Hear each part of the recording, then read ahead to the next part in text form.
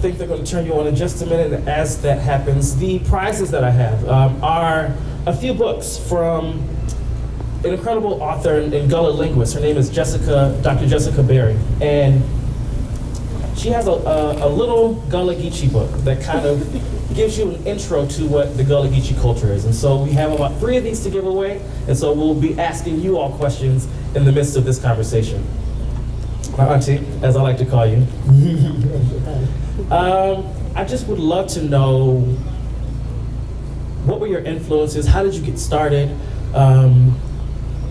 Yeah. Well, born and raised in Beaufort. Parents were very involved in the civil rights movement. My grandmother was the real Medea, you know, Tyler Perry played Medea. But she was truly a Medea. And she worked for the Christians, who were early abolitionists that moved from Boston to Beaufort, even before the Civil War, around Reconstruction time. And I used to go with her, I guess I was 5 and 6. And the Christian house is right at the end of Washington Street, right down the street from the university youth campus. And I never remembered my grandmother calling anybody Miss anybody. It was always, Helen, get out my kitchen. Don't you open that pot. Don't you open that oven and make my cake fall. So that was sort of who my roots. And my father worked civil service. He was a graduate of Tuskegee Institute. My grandfather, on my dad's side, was born in Colleton County, 1875, only 10 years out of slavery, and started one of the first schools for the Africans on the Cherokee plantation. And then he moved over to Beaufort County and bought property around Whale Branch River and started a school there that my aunt ran that one. And he was an early graduate, one of the first graduating class of South Carolina State University. And my mother was a first generation on her side, graduate of Savannah State. And she went to Shanklin School, which was all models. Shanklin School, which was called Port Royal Normal Training School, Penn and Napa School were all established around the model of Tuskegee Institute. And so those are my roots. And so I was never taught to be ashamed of my Gullah culture, even when being called Geechee was a fighting word.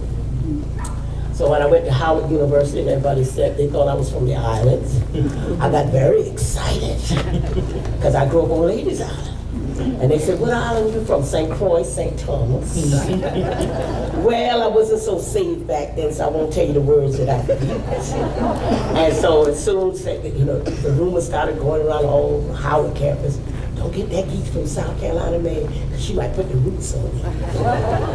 And I thought they were talking about Alex Haley movie, because I just thought that was a fantastic movie. But anyway, that's sort of, and just growing up in that atmosphere. I mean, Pat Conroy came to our house. He was that young liberal, and he was part of the civil rights movement in Beaufort. So he would come to, you know, my mom's and dad's house for the meetings. And he ended up being my brother's assistant football coach. So all of that's part of who I am. And so never taught, and I'm blessed that we were never taught to be ashamed of this culture. So it's a natural fit for me. You mentioned Pat Conroy, and before I ask my next question, kind of sparked the trivia that I want to ask.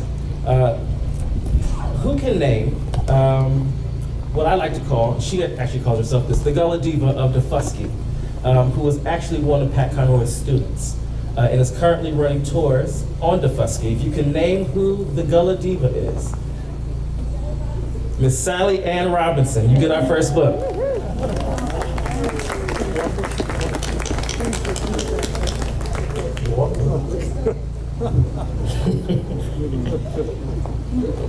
Now, with all of your family's influencing you, I'm also wondering, was there a favorite song that you would hear often? And if there was, if you wouldn't mind just singing a snippet of it, not the full, just a snippet, a piece of it.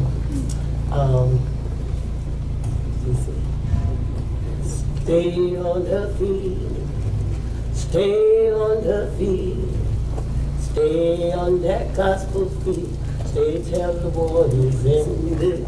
Stay on the field, stay on the field.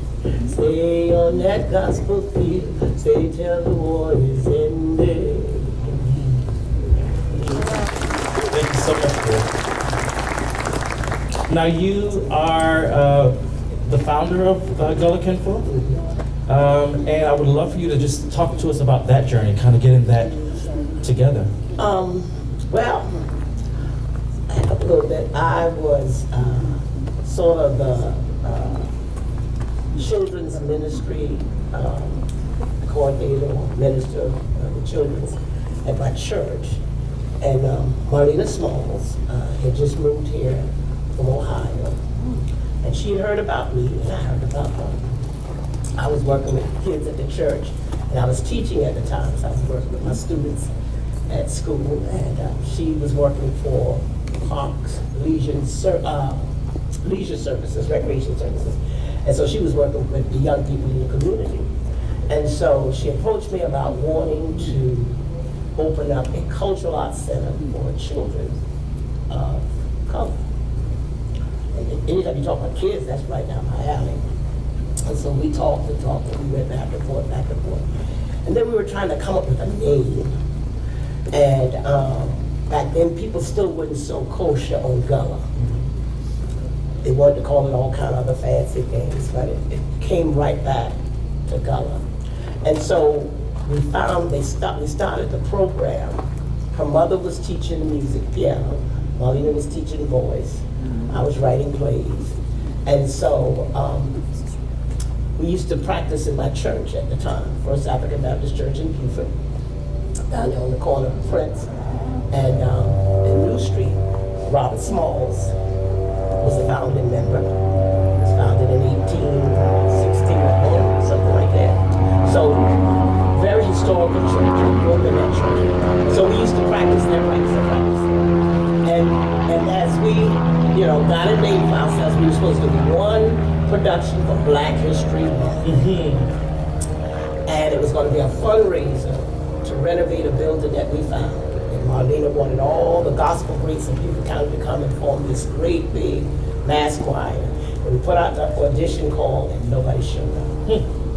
She was devastated. So I told her, I said, well, let's just use the parents of the students that we had. And then I was over the young adult choir at my church. So I was the minister of music there. And we combined that. And I think the first production we had was over 70 people.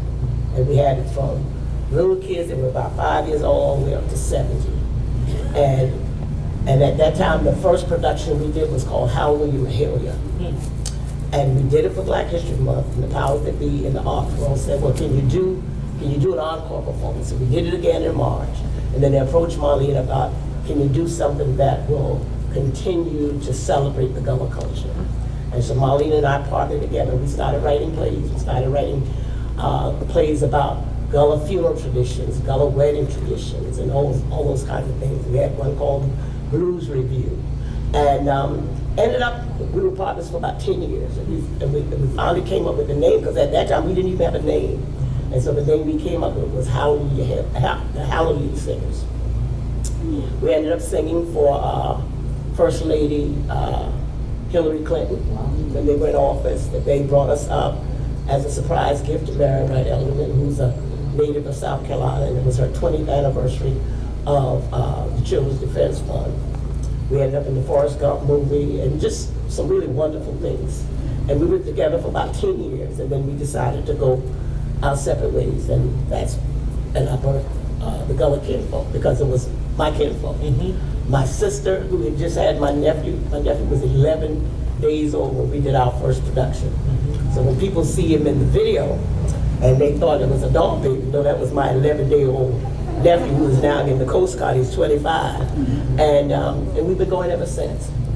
So it ended up being my cousins, my brother-in-law, my sister, my nephews, and nieces, and we're the Gullah Kinfolk. And so now here we are, some almost 30 years later, we're still at it. And that's how we started. Now you mentioned Black History Month, and so my next question for the audience is to tell me who is credited for founding Black History Week, and then later Black History Month. And the hint is that he is also the writer of the Black National Anthem, Lift Every Voice and Sing. Who could tell me who that person is? I see a hand right here. Carter G. Woodson is correct. So if you did not know that, that is super important to know. Lift Every Voice and Sing is, would you mind having that to us? Thank you so much. It's a song that's now sung even at the Super Bowl. And so our history is super, super important. Yes, it is. But not only is our history important, but also our future Yes. is important. And I'm wondering what is on the horizon for you and the Gullah Kinfolk, any exciting projects that you all have looking forward to. Well, I'm so glad you asked. My mind wants to know, and I want to tell you. We're so, like I said, I'm a minister and I'm a teacher at heart. That's who I am. And when I started doing this full time and came out of teaching, I'd been teaching over 15 years at the time. And I didn't leave teaching because of my students. I just left teaching because God said it was time to move to another platform. And most of what you see us do now as Gullah Kinfolk were projects that I developed and created to teach my students about who they were. And so when I came out of the classroom, my hope was always to give my kids a sense of identity. Let them know they're not going to be great, they already are. And everything is in you to produce that harvest. It's already in you. When you plant an apple seed contains everything it needs to make limitless apple pies, apple turnovers. Y'all can tell I like to eat, apple sauce, all those different things. And so I wanted my students to understand. I wanted them to understand that our history did not start in the cotton fields, in the rice swamps, stirring the indigo pots. But our history goes thousands of years back. The oldest human being being a black female from Ethiopia, Africa. They needed to know that. And they needed to know that BET and the rappers and the superstars, whoever they thought was their idol, was not who they are. That our history is so much greater than dropping it like it's hot or trying to bend it like it's cool. And I wanted to teach them about real heroes like Queen Nzinga and Massa Moose and all of those, and even Robert Smalls, the real T'Challa. When we start looking at the movie Black Panther, go back and look at it again, and you see Buford all in it. Because Buford during Reconstruction became the real Wakanda. Wakanda in the movie was fictitious, but Buford was the real Wakanda. So I wanted to give them that. So all my life I've been trying to find something to engage our young people, and being away from the classroom and sort of, my church now is not out of the community so much, it's in the community, but not of the community. And our kids are so disconnected. How do we get them back? How do we stop our children from shooting and killing themselves?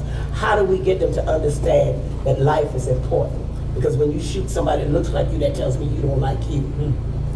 And so we're excited. We got a grant from through Congressman Clyburn's office to start a second chance program. I'm so excited about that. We're just waiting for the dollars to drop. Ching, ching. But it will work with young people between the ages of 17 and 30 underneath the umbrella of the Gullah Traveling Theater. They can come in and do audio engineering. They can do the lighting, learn the lighting technician. They can decide if they want to be on stage. We have somebody to teach them in acting, singing, whatever underneath that umbrella. We do a lot of dinner theater, so we have culinary arts as one of the pillars. And we're going to mentor them for a whole year. The teaching part of it, it'll be about a 12-week program extended over 3 months. And then the rest of the year, they'll be doing internship work. And hopefully when they leave, they'll have those skills that they can either stay and become our audio engineer for the traveling troupe, or they'll have skills that they can be employed.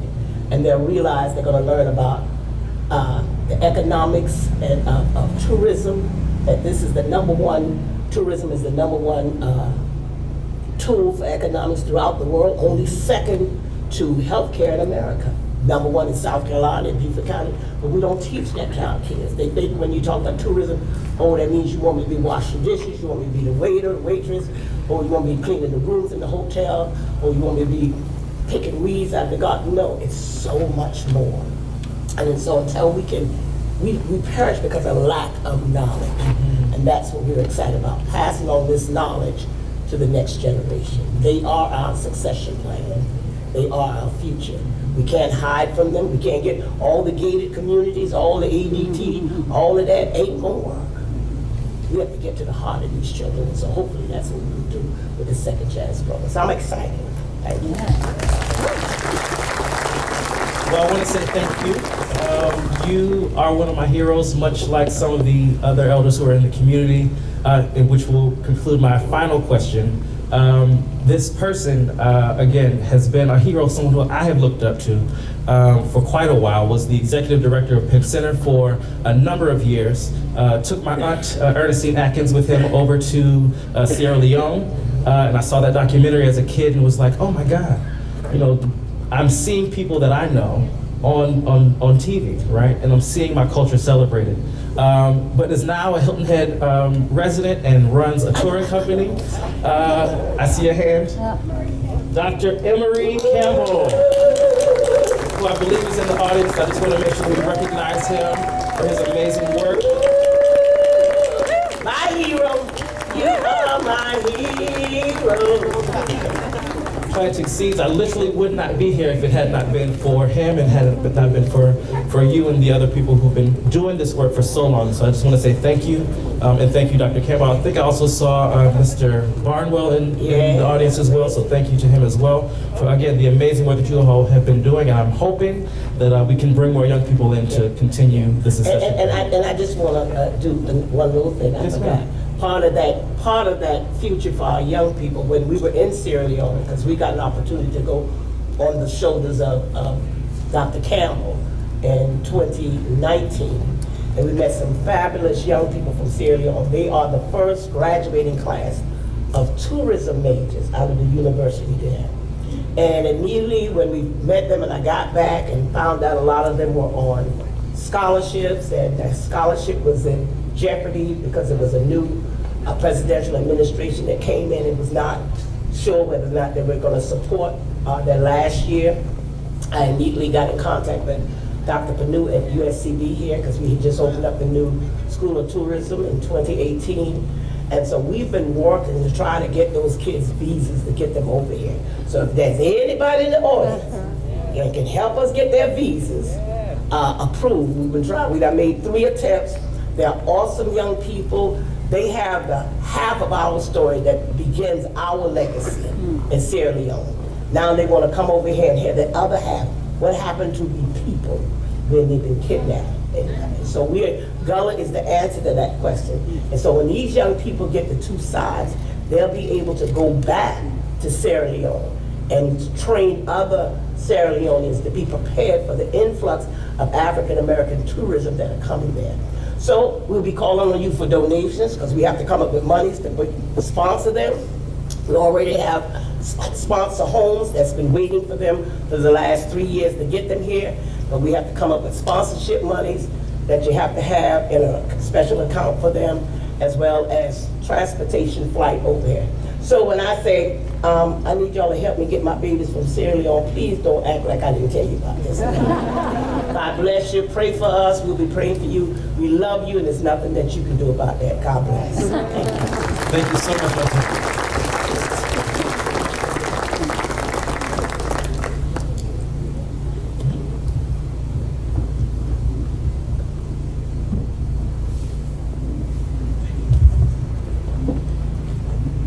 All right. So up